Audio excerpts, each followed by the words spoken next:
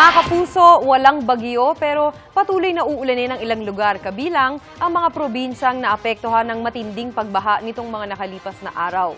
Base ho sa datos ng Metro Weather, posibleng ulanin bukas ang ilang bahagi ng Cagayan Valley, Cordillera, Aurora, pati ho ng Southern Luzon kasama ho dyan ng Mindoro Provinces, Palawan at Bicol Region. Malalakas na ulan pa rin ang inaasahan sa ilang lugar kaya maging alerto pa rin ho sa posibleng pagbaha. Sa mga taga-Visayas naman, uulan ng malakas sa Western Visayas kabilang ho dyan ang Panay Island at Negros Provinces. Uulanin din ho ang Central Visayas at Samar at Leyte Provinces. Kailangan din paghandaan sa Eastern Visayas ang posibleng mga pagbaha at landslide. Halos buong araw naman ang ulan sa malaking bahagi ng Mindanao. Matitinding ulan ho ang inaasahan sa may Zamboanga Peninsula, Barm, Soc-Sargen at Davao Region. Kaya doble ingat din ho sa tsansa ng flash flood o kaya ng landslide. Dito naman sa Metro Manila, posible ang pag-ulan lalo na ho sa hapon o sa gabi. Kaya huwag hong kakalimutang magdala ng payong o kapote at mag-monitor ho sa advisories ng Pag-asa.